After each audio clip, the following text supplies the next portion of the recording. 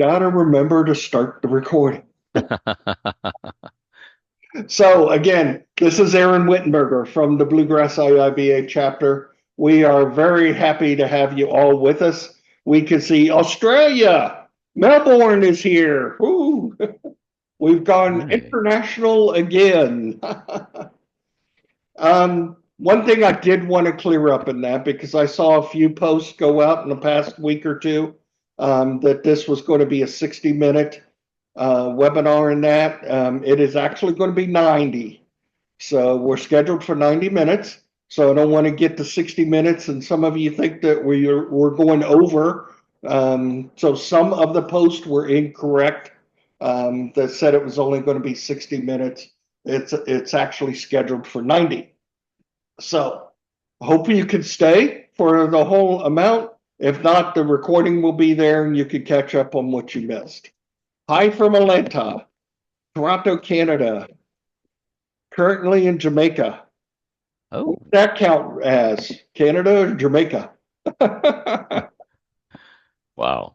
So, yeah, Jamaica chapter, Kingston, used to be in the Southeast Americas region for IIBA. And I always I was trying to promote we should go to Jamaica to have our conference, or have a meeting, anything Yeah. in Jamaica. We want to go to Jamaica. All right, Everybody want to go to Jamaica, man. so we're getting 80 people here, so 82.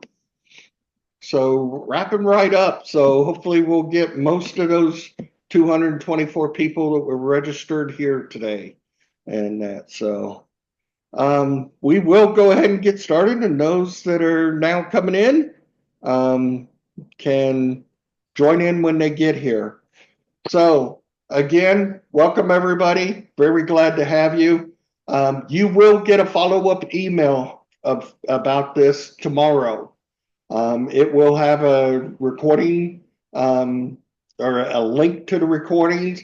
If Dr. Joe wants to share his slides, you can send those to me. I'll get them in that email that's coming out tomorrow. It also has CDU information for those that have IIBA certifications. With that, it gives me a great pleasure to introduce an old friend of mine who we've been collaborating with for many years. From the first time you presented at a conference, our BBAC conference, he is I going to be remember a that. keynote again at this year's conference on May 2nd. So, and he has done webinars like this for us. Um, many times over the years and that. So one of those thought leaders in the data um, area. He's won many awards, been recognized as a thought leader in data analysis.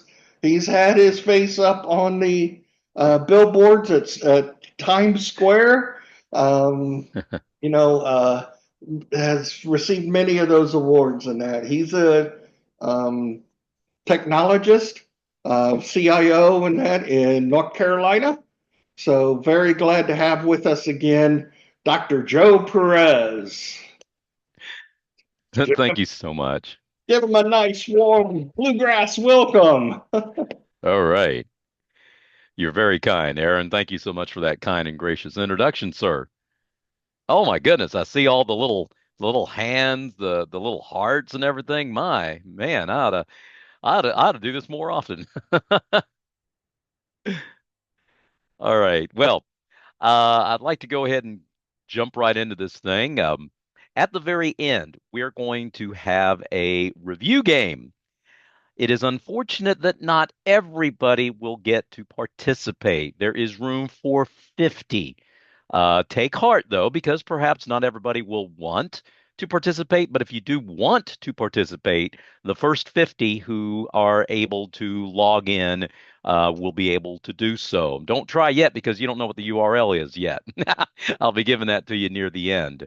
It's important to pay attention to what we'll be covering today because the questions that I will be asking you in the review game will come from what we covered in this webinar.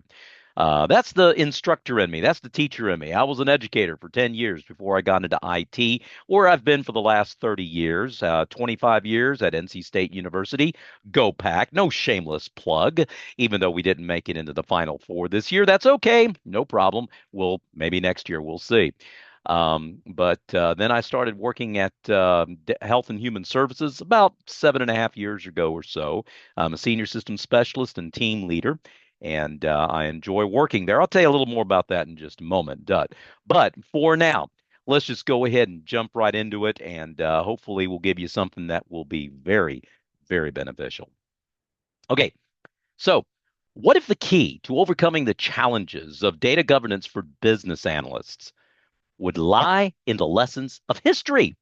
Yeah, believe it or not. I want you to consider the tale of the Meiji Restoration in 19th century Japan. At the time, Japan was a feudal society, struggling to adapt to the rapid modernization of its culture. Recognizing the need for sweeping reforms, the Meiji government embarked on a comprehensive program to transform the country.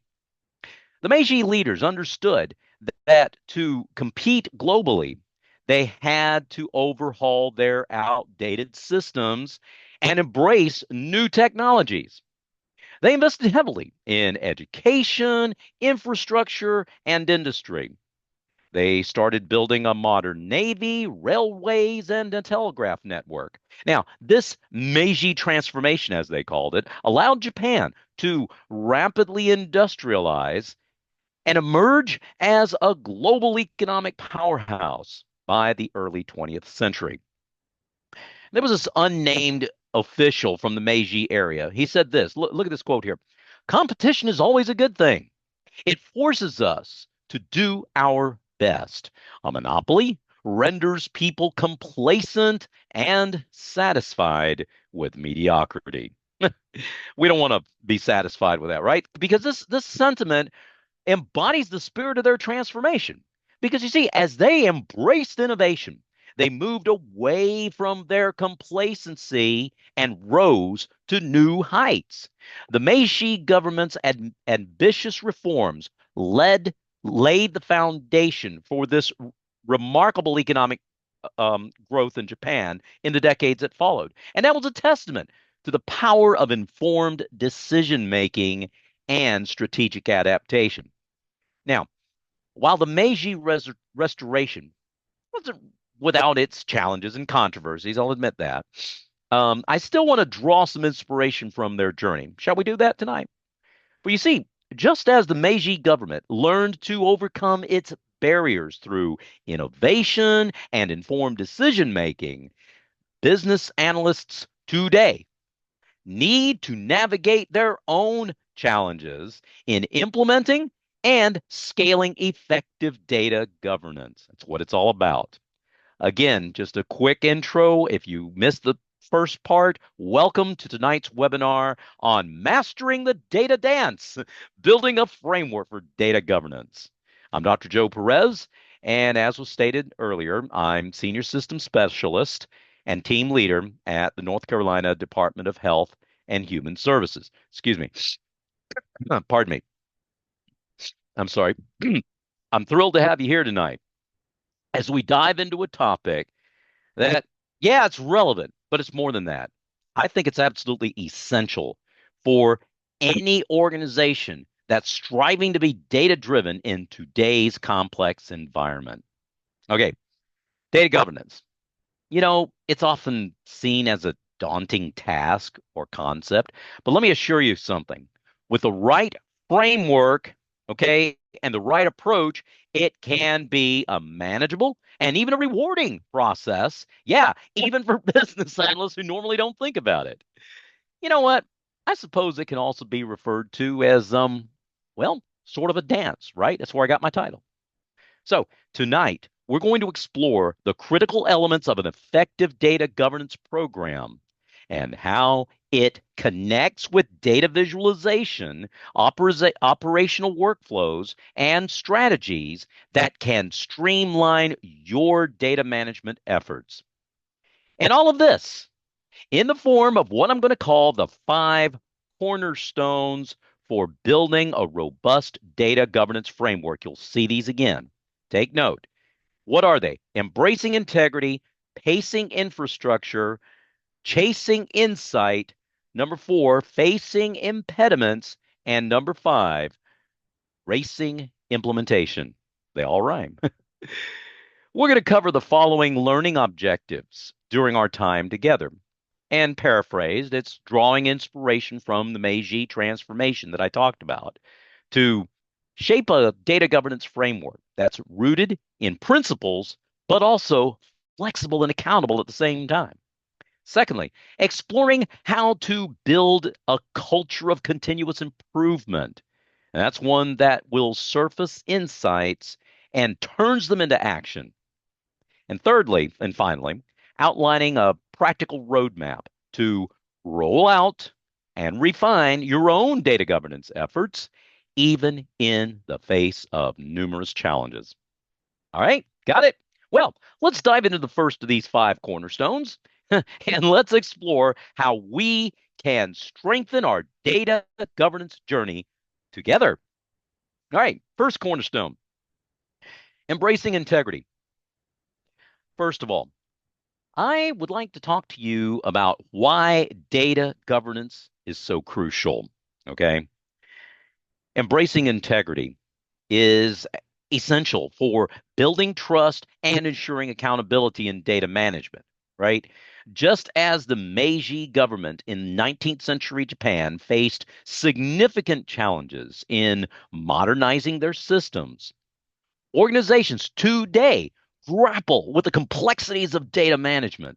The Meiji leaders' recognition of the need for sweeping reforms serves as a stark reminder of the risks involved in ignoring effective data governance practices. You ignore them to your own peril.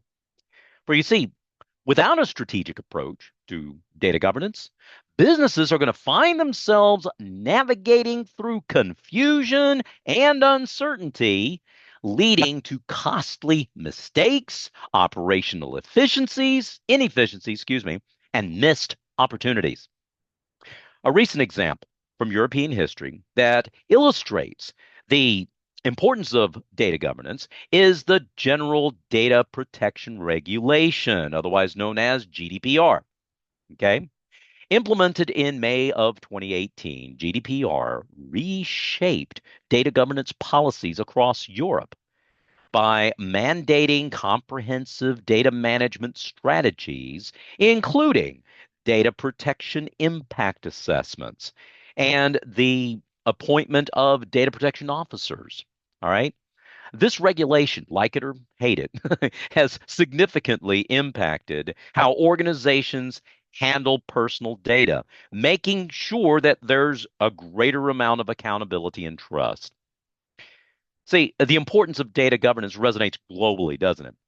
And you know what? The US, right here, we're no exception either. Okay, take for example the Facebook Cambridge Analytica scandal of 2018. You may or may not have heard of it. But the misuse of data led to significant trust issues and prompted widespread calls for stronger data governance and privacy laws here in the US. Okay. See, businesses really need to embrace integrity in their data management, right? If they don't, they're going to have similar pitfalls. They need to ensure accountability and they need to build trust with their customers. I'm going to talk some more about pitfalls in just a few minutes in a later stage. All right. Without a strategic approach to data governance, American companies can find themselves navigating through confusion and uncertainty, just like their counterparts abroad in Europe. and other places. All right. Effective data governance ensures that your data is accurate, accessible, and secure, much like the Meiji government's investment in education, infrastructure, and industry transformation. See, this commitment to informed decision making revolutionized Japan's operational capabilities and allowed them to respond more quickly to global conditions. And doing so, setting up governance clearances reduces silos and improves and enhances compliance. Ultimately, that will help you leverage your data as a strategic asset. See, just as the Meiji transformation laid the groundwork for Japan's remarkable growth, businesses that prioritize data governance can unlock the full potential of their data, driving performance and also creating a culture of accountability and continuous improvement. We'll talk more about that later. In essence, well, effective data governance lays the foundation for an organization's success, enabling it to navigate through the complexity of data management and seize those opportunities for growth in a competitive landscape. Now, let's look at the second cornerstone, pacing infrastructure. Remember that, you'll see it again. All right, we're talking about the processes and the workflows that are necessary for successful data governance, right? And you know what? As business analysts, guess what? We all love our workflows, do we not? All right. All right. Pacing infrastructure is vital for ensuring that processes are implemented smoothly and efficiently. There are several steps. You need to know these. The first one in building a solid data governance program is to establish clear processes. Let's talk about that, okay? Roles and responsibilities. All right. Start by defining who is responsible for data governance within your organization, right? This is going to involve creating a data governance committee, for instance. And that might include stakeholders from various departments in the organization. Okay. Each member needs to have a clear understanding of their responsibilities, whether it's data stewardship, data quality, or compliance, or anything else. Okay. Let's suppose, um, let's see, say you have a mid-sized tech company, right? And they're struggling with data inconsistencies and privacy issues too. So they decide to set up a data governance committee to tackle these challenges, right? Leaders from IT, compliance, legal, and maybe operations too. They're all brought on board. They each, take their own responsibility for some specific area of data management, right? So let's say the IT leader focuses on data quality, okay, ensuring information across systems is accurate and consistent, right? Just like an IT person. Say the compliance person handles data protection regulations, while the operations manager streamlines data processes to approve and improve their efficiency. Okay. See, clearly defining these roles, responsibilities, the swim lanes, that creates a solid framework so that everybody knows the part they're supposed to play. See? And this not only improves data quality and compliance, but it also creates a culture of accountability and collaboration. The company can now confidently navigate the complexity of data management, turning potential challenges into strategic advantages. All right, second step, establish data policies. All right. Um, we need to create data policies that outline the rules for data management. Okay. And not just data management, but also its usage in security. Okay. These policies need to cover everything from data entry and storage to sharing and archiving. Make sure these policies are communicated effectively across the entire organization. So, building on their efforts to define roles and responsibilities, let's take that same mid-sized fictional tech company that I talked about in the first example. We're going to see this all the way through. Okay, let's say they move forward by creating robust data policies. right? They knew that clear, actionable guidelines were crucial for maintaining consistent data management practices.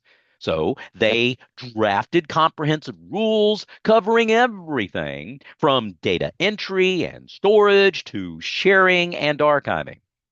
For instance, say they set a strict data policy requiring all data to be validated before entry, ensuring accuracy from the get-go.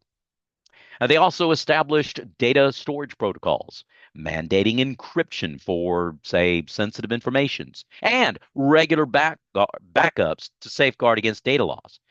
So, to make sure everybody understood the rules of the game, they conducted training sessions for everybody, right? All employees involved, no one's accepted. And this instruction would detail the new policies and outline their importance. So, through effective implementation and communication of these policies, the company was able to significantly reduce data errors, improve security, and even establish a uniform approach to data management across all departments, right? So, this not only bolstered their overall data governance, but again, talking about these cultures that we're trying to create here, it created a culture of diligence and accountability among their workforce. All right. Third step, design workflows that streamline data management. Now, this would include processes like data collection, validation, and reporting. You need to use tools and technologies that can automate these workflows, ensuring consistency and, well, even cutting down on the risks of mistakes that people make. All right, continuing with that same illustration. Okay, with roles and responsibilities defined and data policies in place, our favorite tech company here moves to design efficient workflows, right? They focused on streamlining data collection, validation, and reporting. To achieve this, they implemented an automated data management system that integrated with their own existing software tools already in place. That system ensured that data was collected uniformly, again, reducing discrepancies right from the very beginning. They implemented automation and data validation processes using software that would monitor for errors and inconsistencies in real time during the data entry phase. This greatly diminished the need for manual checks and reduced the likelihood of human error. Now, for reporting purposes, they established automated workflows and extracted data from multiple sources. Then they consolidated it and produced detailed reports with minimal human involvement. So, automating these workflows enabled the organization to maintain consistency in its data management processes. And this approach not only saved time and resources, but also delivered more dependable data for more informed decision making. As a result, guess what? The company achieved a more efficient and precise data governance framework, allowing it to function seamlessly and effectively. All right. The fourth step, let's call it data quality assurance. Regularly monitor and assess the quality of your data. Implement checks and balances to make sure that the data remains accurate and relevant. Now, this can be achieved through automated validation checks, periodic audits, and feedback loops from data users. Okay, so let's get back to our scenario here, right? The same company. Having automated their workflows, the next logical step for this fictional company is to ensure the ongoing quality of their data is at 100%, right? So they implemented a robust data quality assurance program, starting with automated validation checks. These checks ran continuously, flagging any inconsistencies or anomalies in real time. On top of that, they scheduled, say, periodic audits, where a dedicated team reviewed data samples from all the different departments. These audits helped identify any trends or burning issues that the automated checks might have missed. So the company was able to maintain accurate and relevant data. You know what? That's crucial for making informed decisions, is it not? And how's that? Well, by regularly monitoring and assessing for data quality. See, this proactive approach minimized errors and ensured that the data remained a valuable asset, driving the company's growth and efficiency. All right, the last of the five steps, provide ongoing training for your teams.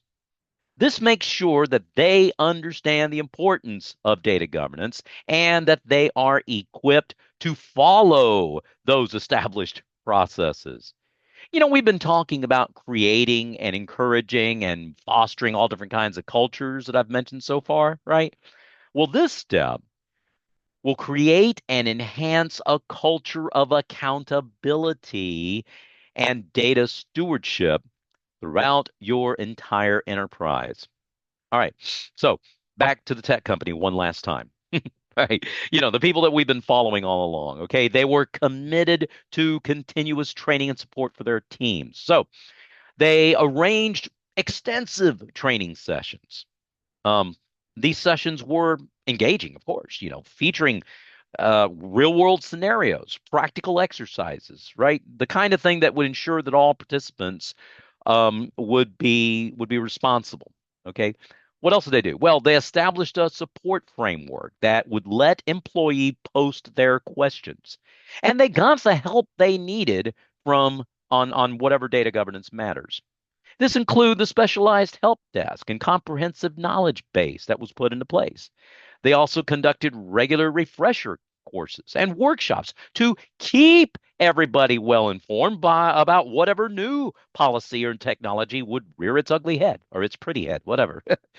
As a result, employees were more confident in their abilities and more committed to maintaining high standards in data governance and data management. So, this collective effort ensured that the company's data governance program remained robust and effective, like we've been talking about, once again, driving long term success.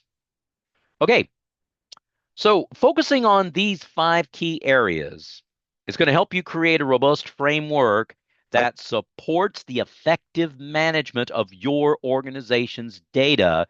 Just like our favorite fictional mid-sized tech company, you're going to be dodging data disasters and soaring to new heights of governance glory in this dance that we're doing. Okay. That's how you pace infrastructure. All right. The next one, chasing insight. Well, we've covered the foundational processes, right?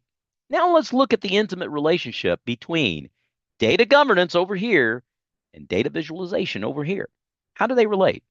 Well, chasing insight is crucial for transforming raw data into meaningful information that drives decision making. We've talked about that. Wow, man, the dynamic dance between the two, right? Okay, to start off, I want you to think of data as, say, a beautiful melody. Okay, that's your data. Data governance, think of it as the sheet music that guides and shapes it. Okay, look, without proper data governance, your data would resemble a chaotic symphony or dissonance. Okay, as Einstein once said, I love this quote, everything should be made as simple as possible, but not simpler, right? Look, finding the right balance in your data governance management is essential because it lets the music enhance the insight rather than suffocate it. You know what? This is where data visualization comes in. You might say it's kind of like the performer that brings the governed data to life. A compelling data visualization is like a mesmerizing show where the elements are blended together. And when they do, they create an immersive experience. This synergy between data visualization and data governance is, well, much like orchestrating a symphony, where every element works in harmony. Visualization serves as the captivating melody that engages the audience, while the governance ensures a seamless integration of all components together. Consider with me the following four insights. You need to know these. You'll see them again. All right. When we look at enhanced reporting, we see that good data governance ensures that the data feeding into your visualizations is accurate and reliable. Just like the performer relies on the sheet music, right? Your reports depend upon governed data to convey clear and actionable insights. Conversely, a poor visualization that does not adhere to the governance sheet music, if you will, can create a chaotic, terrible experience, causing people to cover their ears and run for the hills, or at least walk out of the room, whichever.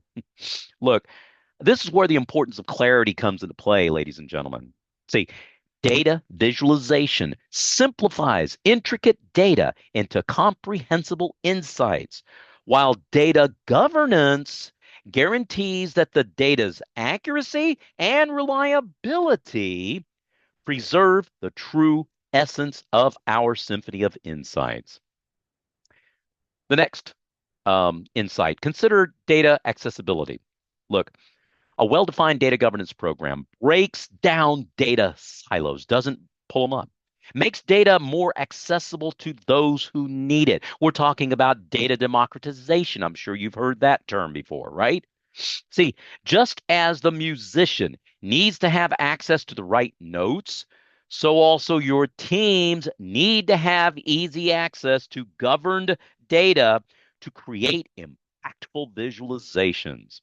And this accessibility empowers users to engage with the data, creating another culture, a culture of data driven decision making.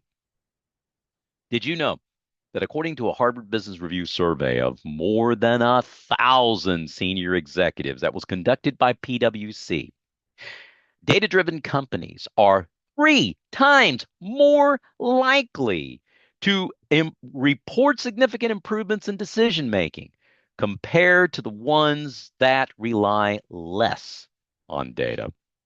Yeah. All right. Third insight, user empowerment. You know what? That's another significant benefit of aligning data governance with data visualization. Okay. With the right governance practices in place, non technical users can be empowered to create their own data visualizations.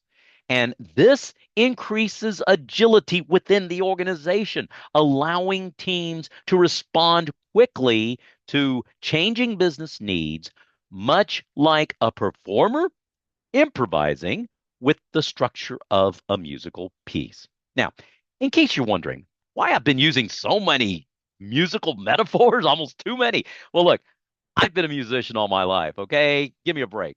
I absolutely, positively, completely recognize the immense value of musical metaphors within data. As a matter of fact, I have a whole nother presentation that talks about rhyme, rhythm, and rhetoric. I'll be quiet about that because I'm not supposed to self-promote. I'll leave that to Aaron a little later. Okay.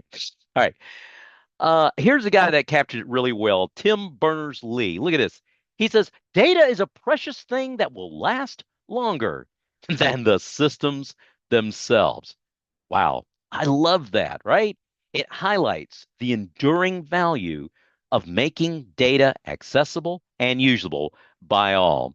And hey, that's music to any data lover's ears, right? Especially coming from the guy that invented the WWW. And we're not talking about the world, what is it? The world wrestling? That's WWF. No, we're talking about the World Wide Web. You'll get that in a minute. All right. Finally, fourth insight, compliance and security. You know, those are critical aspects of this relationship between the two, right? Look, data governance plays a vital role in protecting sensitive data while allowing organizations to visualize and report on their data without exposing vulnerabilities.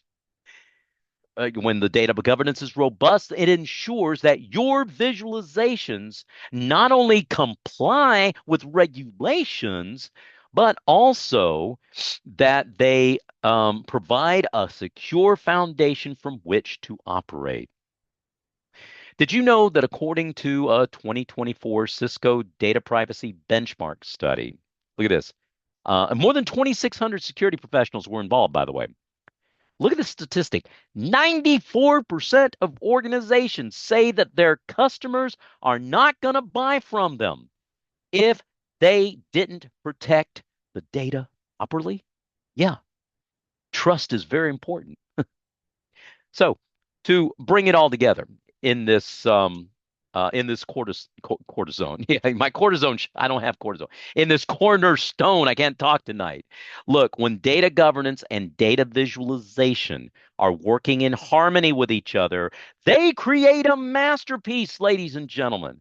Right? The governance aspect sets the foundation with fundamental principles, while the visualization part brings those principles to life with enthusiasm and innovation, creating an experience that transcends the written notes on the page. You know what? The audience doesn't just read the musical score to continue the metaphor here. Instead, you know what they do? They're going to immerse themselves in it completely. At least that's what we want. But you see, together, data governance and data visualization establish a crucial alliance, steering organizations to well informed choices and meaningful transformations. In summary, effective data governance and compelling data visualization are interdependent forces that, when combined, lead to a more informed, agile, and innovative organization. Guess what? They are not just two sides of the same coin, folks, right? They are the very fabric of a data driven culture that empowers businesses to harness their data's full potential, much like a harmonious symphony that captivates and inspires its audience. I cannot overly emphasize this. I know I'm getting really passionate about it, but listen to me. Their interdependence is going to create a compelling narrative that drives strategic advantage. And hey, guess what? Another culture we're creating here creates a culture of continuous improvement. And that's in the Baybach, too. All right, we now come to the fourth cornerstone. You need to remember this. What is that fourth cornerstone?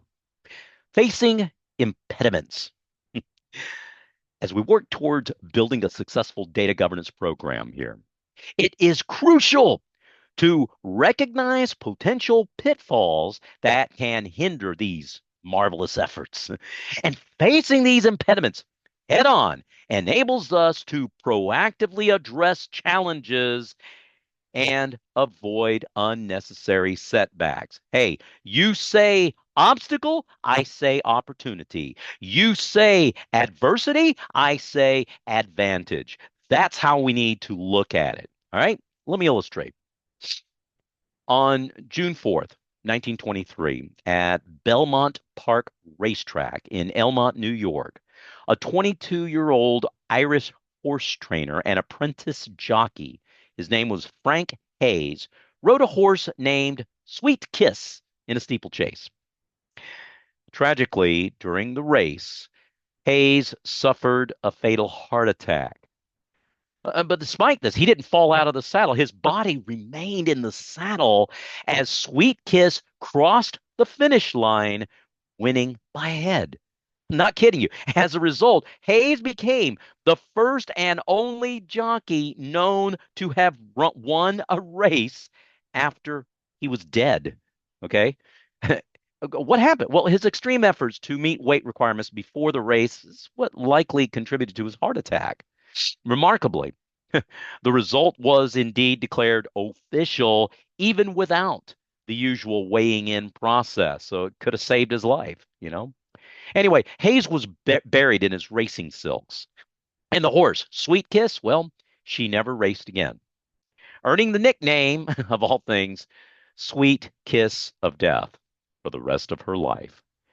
Now, this story of Frank Hayes stands as a remarkable testament to the unpredictable twists of fate in the world of horse racing, right? Just as Hayes' stories story reflects the dangers of pushing yourself beyond your limits without proper support and safeguards in place, we too must be vigilant about the common pitfalls in our data governance journey. And here are five pitfalls. You need to know them. You'll see them again. Avoid these pitfalls. Number one, lack of leadership support. Okay. Much like the need for a strong team of trainers and support staff in horse racing, data governance requires backing from leadership. Hey, look, without their commitment and advocacy, you know what's going to happen? Data initiatives may struggle to gain the traction that you'd like and the resources that they need, leading to a lack of direction and purpose. They'll flounder. It's telling that according to a 2021 Gartner study of chief data officers, about 800 of them, I think, 72% of data and analytics leaders with digital initiatives are either leading or they are heavily involved in their organization's digital transformation efforts. This underscores the critical role that leadership plays in driving successful data governance. Second pitfall, oversimplification, right?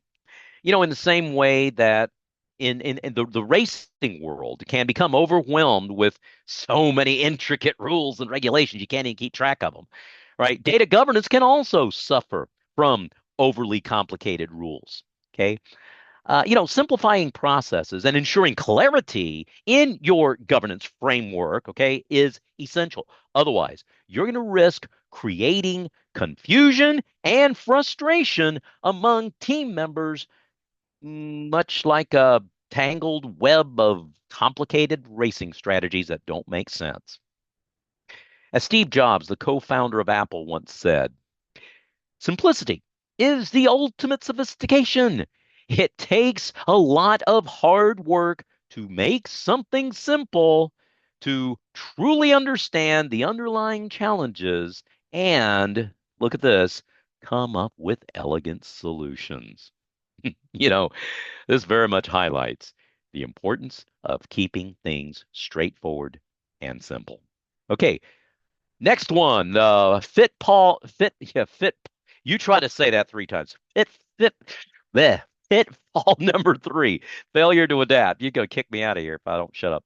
All right, just like Hayes' race, proved unpredictable and required a lot of adjustments. Organizations need to stay flexible in their governance approaches. Failing to adapt to evolving data landscapes or business needs for that matter can lead to stagnation and missed opportunities for improvement.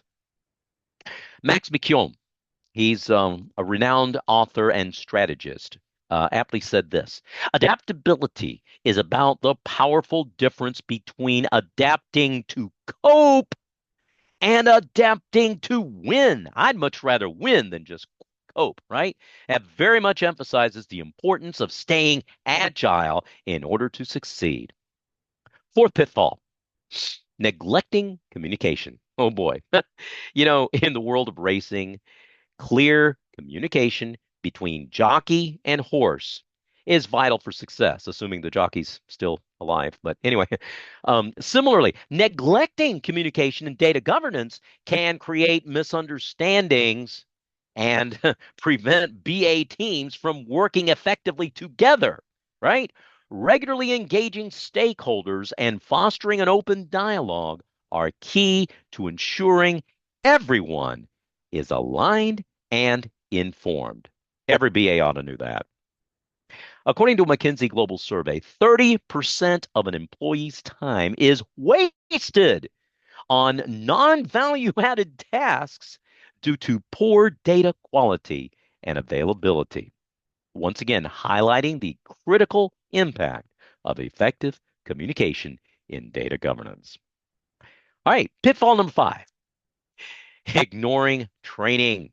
Yeah, finally, just as a jockey needs consistent training and preparation for races, data governance requires ongoing education for every team member, right? If you ignore the training, well, that's going to leave individuals ill-equipped to handle data governance responsibilities. And that results in gaps in your knowledge and in the execution. How in the cat hair are you going to know where you're going unless you know what you're doing? Right? And how in the world I just knocked over my mouse. Sorry about that. I get excited. Uh lost my mouse here. There we go. Okay. And how can you know where you're coming from if you don't understand how to get there? And how's that going to happen without training, right? That affects your effective governance execution. As Henry Ford once said, and you got to love this. Henry Ford, you know who he is. Look at this. The only thing worse than training your employees and having them leave is not training them and having them stay. Yeah. Okay. That certainly underscores the importance of continuous education in building a competent and capable data governance team. Okay. Look, when you avoid these five pitfalls, and you might think of other pitfalls as well, you know what's going to happen? You're going to pave the way for a successful data governance program in your organization, one that not only guides your organization through these perplexities and complexities of data management, but also supports informed decision making and innovation for that matter. Guess what? It's much like a well prepared jockey steering their horse to victory and staying alive while doing it. All right, guess where we're at? We've finally come to the fifth and final cornerstone racing implementation. And we're not talking about horse races, nor the Kentucky Derby in the Bluegrass State. All right, to wrap up tonight's discussion, I want to go over some best practices with you. All right, these are best practices for operationalizing your data governance plan. You'll see these again. All right, look, formulating such a plan can be seen, well, much like being in a race, right? And, racing implementation ensures that best practices are rapidly adopted, allowing organizations to stay ahead in a fast-paced, nimble data landscape where timely decisions, well, they can make all the difference in the world, can't they? Okay, so what are these five best practices? You will see them again. Hint, hint. Number one, start small.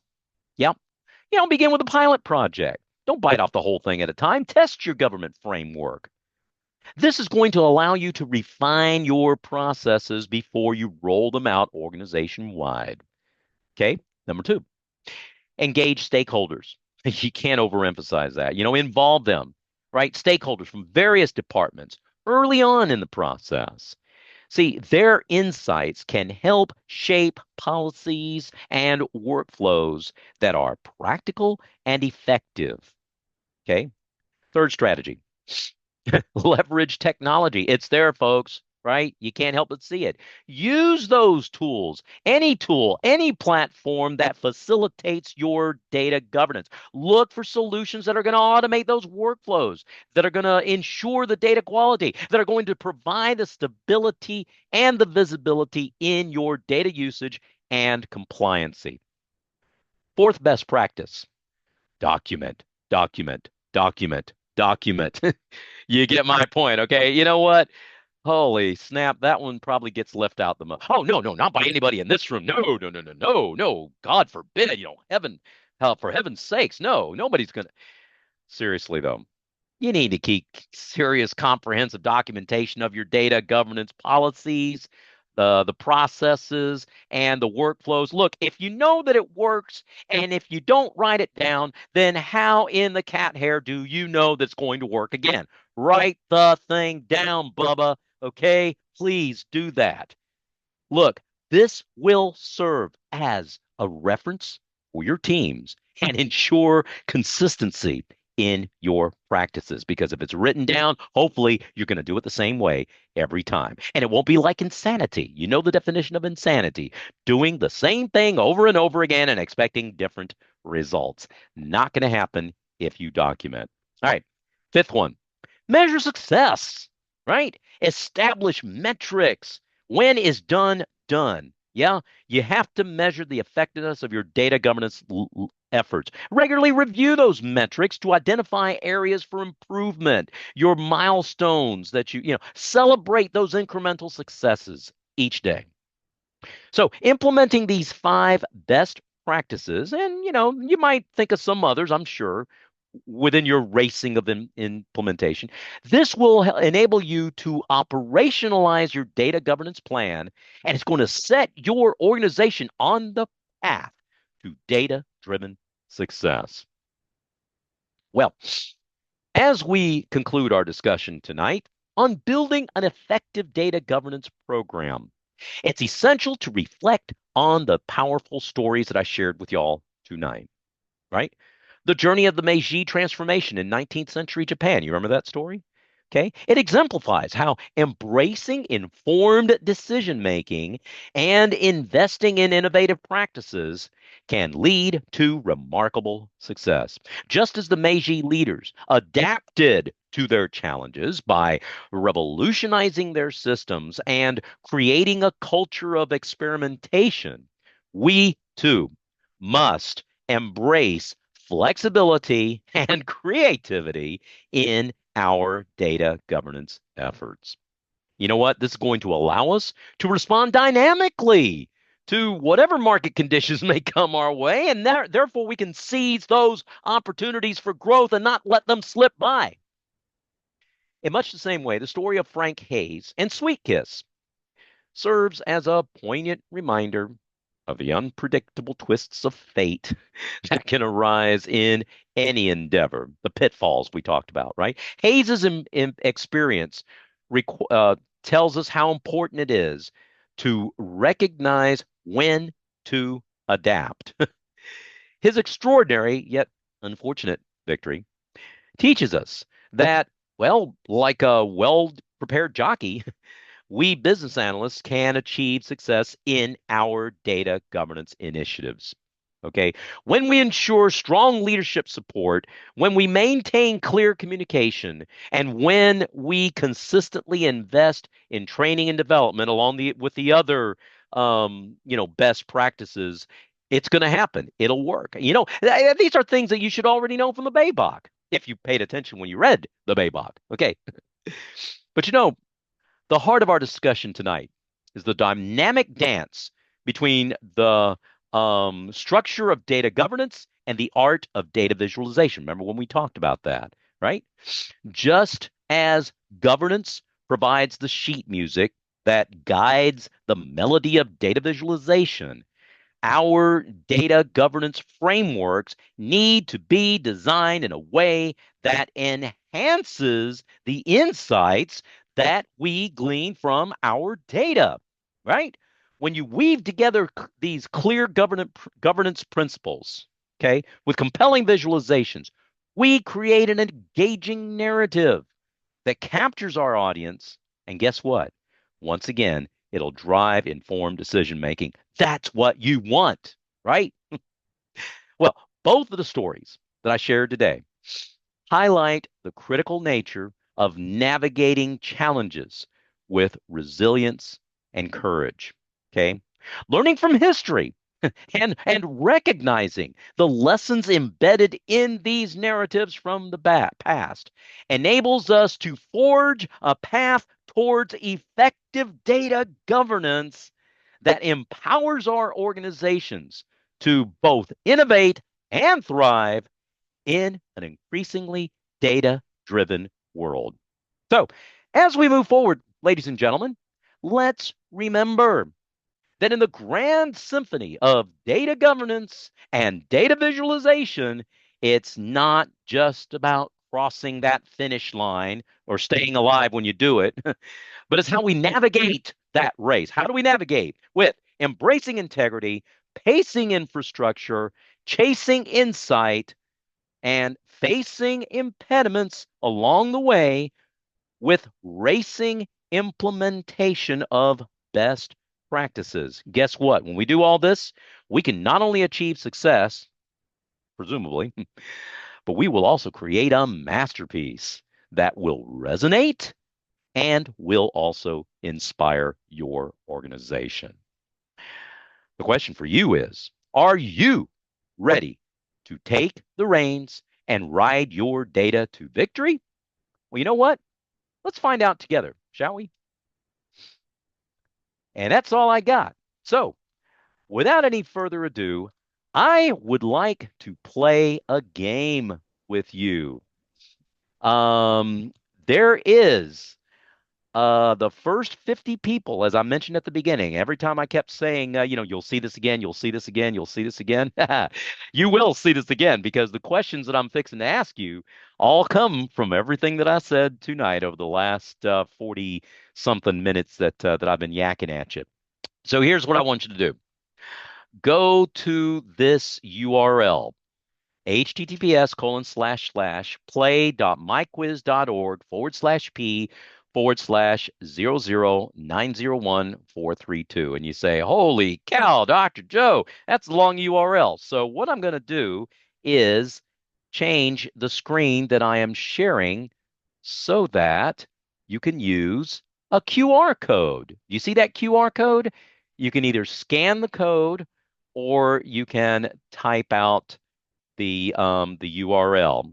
Okay. So your choice. If you can scan the URL, go ahead and scan it. If you'd rather type the URL, I'm going to flash the screen back for you in just a moment. Okay. Give everybody a moment to try to get it. I know, we had like 200 and something people register. I don't know how many are here this evening, but only the first 50 of you who want to do this can do this. So I'm going to switch back over to the other screen because there are some other instructions that I need to share with you. When you go to this screen, and I need to get my mouse again. There we go.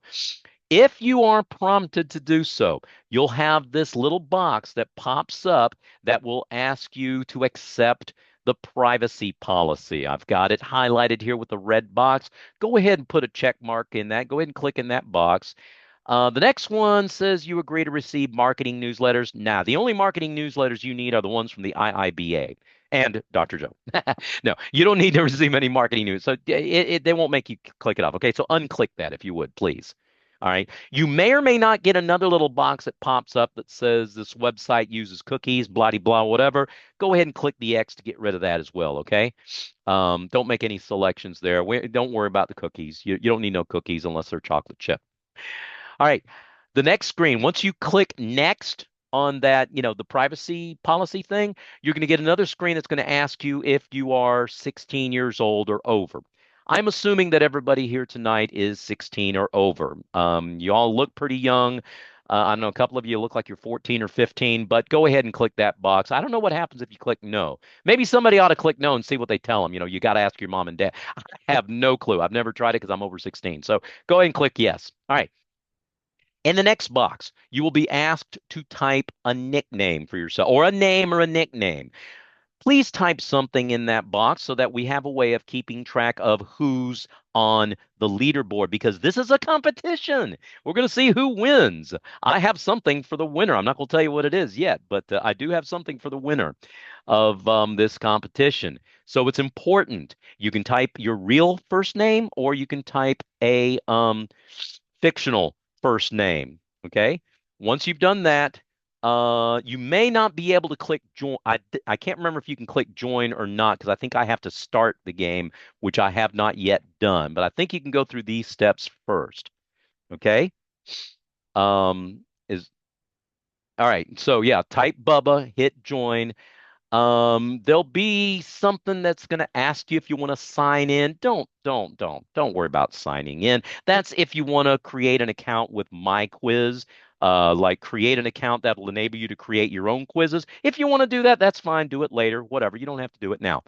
Confirm subscription. You can say no thanks. So that way, again, you don't get any subscriptions except the ones that you get from IIBA.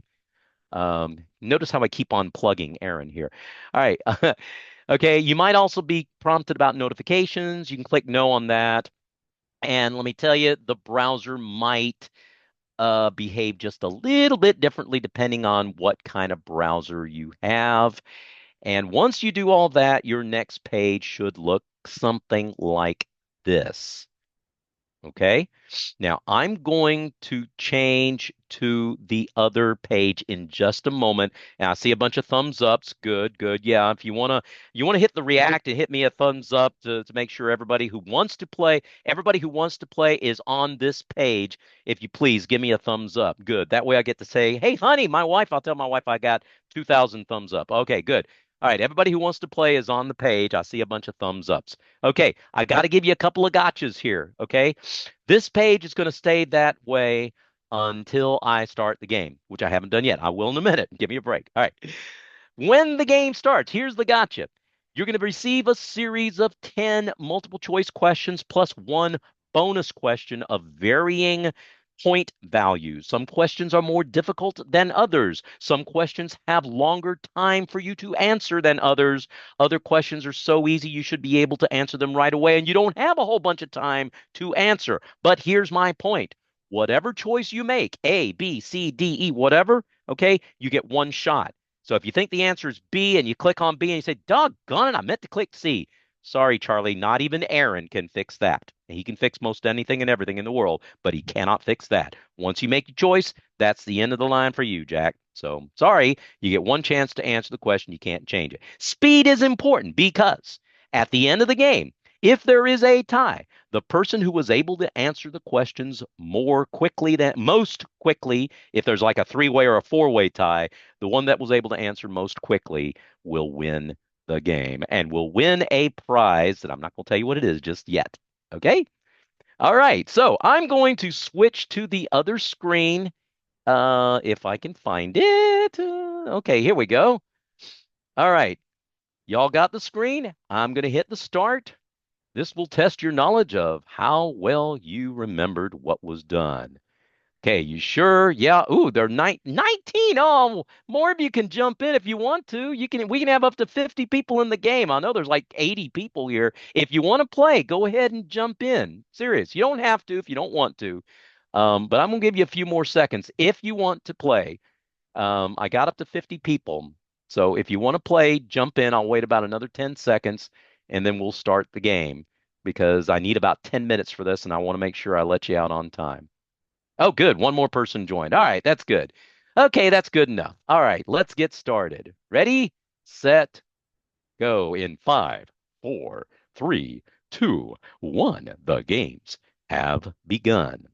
What does embracing integrity and data governance help achieve? You have 10 seconds. Is it faster data processing, building trust and accountability, eliminating the need for compliance, or avoiding all external regulations? You have 1 second to answer. Time is up. The correct answer is B. Oh my word, everybody got it right. Well done. Integrity is essential for creating trust. We demonstrated that in the examples that we gave you. All right, next question. Which of the following is not one of the five rhyming cornerstones of the data governance framework that I said you would see again? And you do see them again. Four of them are correct. One of them does not belong. Looking at the slide will not help because the words are blurred out. All right, time is up. The one that doesn't fit is balancing budgets. Oh my word, I need to make these questions more difficult, Aaron. They are way too smart. My goodness gracious. Yeah, that's the one that doesn't fit. All the other ones, if you remember, they all rhyme. Embracing, pacing, chasing, racing, facing. All right, question number 3. Which of these is not one of the 5 steps outlined in the pacing infrastructure cornerstone? Ooh, this one's a little bit tougher. Maybe you'll get it. Define roles and responsibilities. Hopefully you'll get it. Hurry, hurry, hurry. Time is up. Ooh, automate all processes. No, you don't automate everything, right? You establish policies, implement workflows, provide assurance, and offer training and support. Implementing workflows is not the same thing as automating all processes. So 2/3 of you got it. That's not bad. Okay, next question number 4, relationship between data governance and data visualization. It's all blurred out, but maybe you will remember. They're unrelated. One ensures data quality, enabling visualization. They replace the need for governance. Governance only applies to raw data, not visualized data, or none of the above. I'll give you a hint. The answer is one of the five. You have 5 seconds. Hurry up. Guess if you have to, if you must. Your time is up. Let's see. What is the right answer? B. And almost all of you got it right. Data governance ensures data quality, enabling effective data visualization. These other things ensure that, data visualization does not negate the need for data governance, nor are they unrelated. They are indeed related. All right, let's go to the next question. Number five. We'll be halfway through in a moment. Which of the following is a vital insight to consider when chasing insight? I gave you four insights. Do you remember what they are? See if you can figure out which of the following is a vital insight. You have 5 seconds. Take a guess if you must. You have 1 second left. Hurry, hurry. Put your answer in there real quick. The answer's gone. Data must be reliable and accurate. Ooh, some of y'all missed that one. So we're starting to get some people pulling away for the lead. Timely, reliable, and accurate insights are critical for making informed decisions in data governance. All right, next question. Which of these is a common pitfall identified in the facing impediments cornerstone? Remember, I told you you needed to know the pitfalls. It's all blurred out, and I only give you number two. But what is it? Are there any of these? Is it A, B, C, D, or E? You have about 5 seconds left. Hurry up, make a choice. Guess if you have to. Time is up. It's none of them. Ooh. See, the answer is actually the opposite of the choices presented, right? We got to have leadership, not the abundance of it. Simplification, no, oversimplification is the problem, right? Reasonable, it's none of the above. Okay. All right. Which of the five best practices, one of the five best practices for racing implementation cornerstone? I'll give you a hint. The answer is not none of the above or all of the above. You'll get that in a minute. You got 10 seconds. See if you can figure it out. One of the five best practices I said you had to remember. You have 5 seconds left, folks. We have several people that are pulling ahead. 2 seconds, 1 second. Make your final choice quickly now. Time is up. C is the correct answer. About 4 out of 5 got that right. Hope the answers were a little more obvious because they were the opposite of what I had stated when I went through those best practices. The correct choice reminds us to have a way to evaluate data governance effectiveness. All right. We've only got a couple of questions left. Let's go to question number 8. This is a fun question. If your data management strategy were a samurai, what would it need to be successful? Sharp katana, strategic mind, armor for protection, all of the above. Which one do you think it is? I hope everybody gets this one, or most of you might get it. You have about 10 seconds to figure out what the answer is. The picture will not help you in the least. 5 seconds left. Hurry, hurry, make your choice. Not a lot of time left, folks. Plug it in and see if you get it right. As I'm hoping most of you guessed, most of you got it right. All of the above. Successful strategy requires the right tools, vision, and protection to navigate challenges effectively. Now, granted, this is not something that I came right out and stated it explicitly. I kind of implied these things during the presentation. So that was a fun question. All right, number 9. What is the primary purpose of the 5 rhyming cornerstones? And not to stroke Dr. Joe's ego. My ego is big enough as it is. Now, what is it? Primary purpose. You have 4 seconds. You should get this. Hurry, hurry. Time is almost up. Make a choice. Plug it in. Click the letter and get it right. The answer is A. Ooh, half and half. The 5 rhyming cornerstones provide a memorable and structured approach to understanding and implementing data governance, thus simplifying them for easy remembrance. It's not just about complying with regulations. How about the objectives? You remember that? Last question before the bonus. What will participants leave my session empowered to do? You can see the choices. I won't read them to you. Look at them quickly. You have about 10 seconds. Even if you're not sure of the answer, try to guess because we have a 4-way tie for first place. And then there's a bonus question that could tip the balance. All right, time is up. Ooh, you got it in just in time. The answer is B. Almost everybody got it right. Develop strategies to enable a culture of continuous improvement. That's what I wanted to do is equip you with strategies and frameworks to drive transformative data governance initiatives. I hope that has been achieved tonight. Bonus question, 25 seconds. Which of the following best reflects the Meiji spirit of visionary leadership in data governance? For 250 points. See who can get it right. You have about 10 seconds.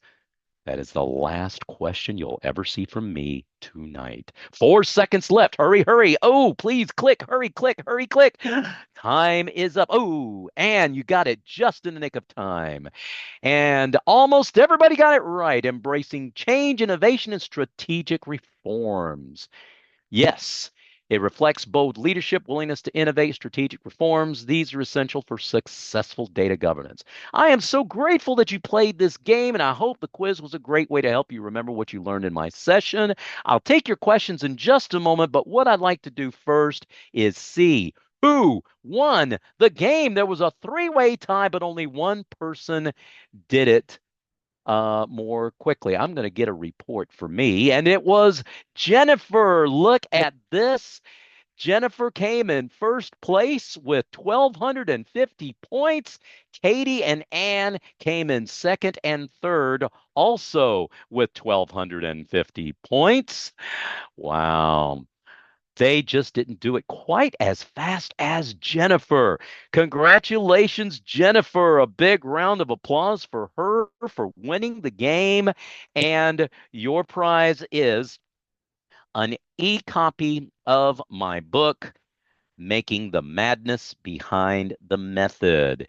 If you will please get your information to Aaron, I will make sure that the code for that ebook gets sent to you and you may have it.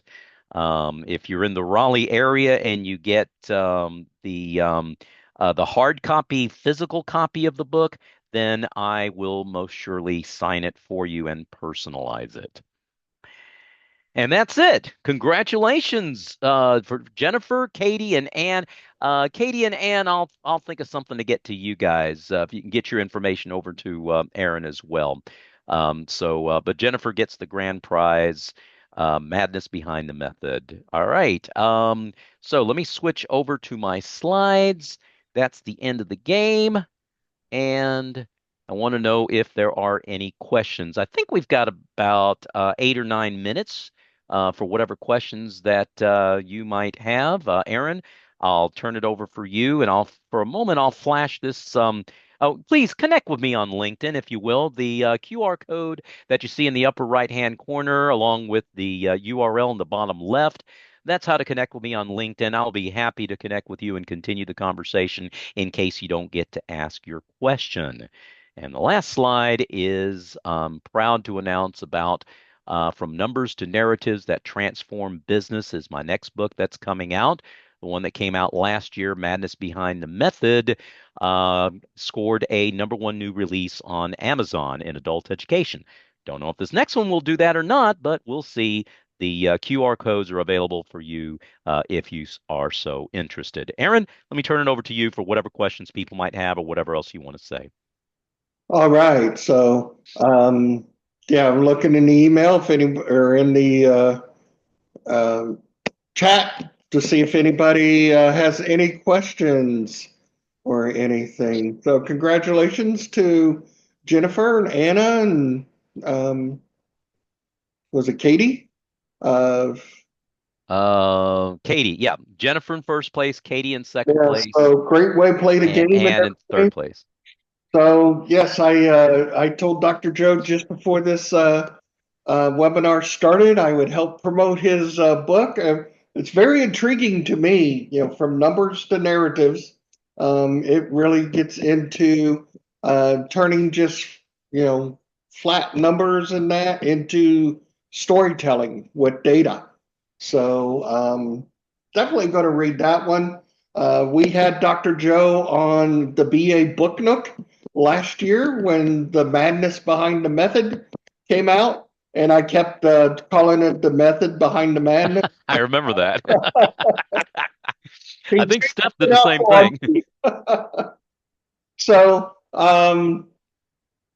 so I can absolutely um, recommend his books and everything. So, book Thank will you. be out in May. Numbers to Narratives, Yes, sir. and Dr. Joe told me right before the webinar started, pre-orders start April 10th. Hmm. So you'll be able to get the book. I'm sure it'll be available on Amazon, Yes, um, sir. and About 22 different outlets it's being outlets it's that yeah, it's being Barnes and distributed. Noble, all of the Yeah. regular. Books a Million, Routledge Publishers, yeah, all kinds of different places, and it was approved for inclusion as a college textbook. So I'm very excited about that. I just found that out yesterday, that it's been approved for inclusion if an instructor wants to, because there's review questions and things at the end of every chapter. So I'm really excited about that. Excellent. So you can put your questions in the chat, or if you want to raise your hand, I can unmute you. And you can use your voice to try to outdo Dr. Joe. Uh, So when you were facilitating that game, Dr. Joe, I put a comment in the chat that you would make a great auctioneer, and everybody agreed with me. That's very kind of you to say, sir. I didn't say it because I was too focused on making sure I got everybody through the game. All right. I'm not seeing any questions coming up. Anybody have any questions? If it was up earlier in the chat, please restate it because I've lost it. For a truly large organization, how do you Okay, I see establish that. governance across the organization like a state? Or a big company like GE or something. So yeah, I see the key as getting just the same kind of thing that you learn in the Bay Bank, right? One of the things that you want to do is to get the stakeholders to buy into it. Okay, make your case, right? If the stakeholders can buy into the idea that is being advocated, okay, and you yourself advocate it, and they can see the need and they can see that what you want is the same thing as what they want, then it should make things a little bit easier. And never adopt an adversarial relationship. Never allow data governance to be viewed upon as a bunch of rules, right? I mean, it is rules. It's guidelines. All it just guardrails to make sure that things are done right. Okay, it's no different from compliance. We look at compliance as a necessary evil. Don't look at it that way. Look at it as a way of benefiting the bottom line, is ensuring that you can make ensure that data-driven decision making is going to occur. So hopefully, when the people, whether it's a large or small organization, but especially in a larger organization, they need to see what's in it for them. They need to see that y'all are on the same side, and what you want is something that's going to be for the good of the organization. I see that as a key, more so in larger organizations than in the smaller ones. Okay. We're getting a lot of thank yous in the chat. So, and I think it was a great presentation, as always, when we have Dr. Joe You're with us. very kind. I And did not give them any money to say that, folks. I promise you. Okay. I'll bill you. Yeah, yeah. My wife might have done that, but I don't know. No, I don't need to give her any. She's just way. She is nicer than I deserve. Let me tell you. Yeah, well, I remember it was far more important for you to take her to Hawaii or something instead of doing a Yes. webinar with us last year. So, uh, Yeah, it was or the I think it was yeah, it was the year before 20 it was the 2022 conference that you had invited me to speak at the big shebang, and uh, it was the same week as a PR conference that I was speaking at in Honolulu, and it's like, well, do I take my wife to Honolulu or do I go see Erin in Kentucky? Well, sorry, I she won. lost out. What can I say? No offense, Erin, but All she right. she kind of beat you out on that one, buddy. Yeah. All Af- right. Hey, So, after 40 years, 9 months, and 17 days of wedded bliss, believe me, I know what side my butter is breaded on. My bread is buttered on. I still can't talk. okay. Countdown to the day. Don't know about that. Yep. Okay. Well, I am not seeing any more questions, just a bunch of thank yous and great presentations in the chat. So, Dr. Joe, thank you Yes, sir. very much for being here with us this evening. Um, Absolutely. The honor was mine, sir. The honor was mine. Yeah, thoroughly enjoyed the conversation and the presentation as it appears all our audience did, as with all the great presentations we're receiving in the chat. Um, Dr. Joe will be with us in December on the BA Book Nook to talk about from Yes. numbers to narratives.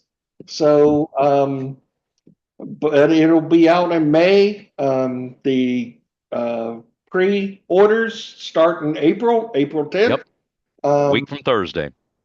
be sure to get that book because it'll tell you how to turn raw numbers into storytelling with data. So thank you everyone for being here. We hope you got a lot out of this. Use the five principles of the framework to manage your data governance for your organization. We'll have Dr. Joe back again at some point. Like I said, he will be with us May 2nd at the BBAC conference. He is the afternoon keynote. So join us for that. Um, and have a great rest of your week, everyone. Thank Thank you. you so much. Bye, everybody.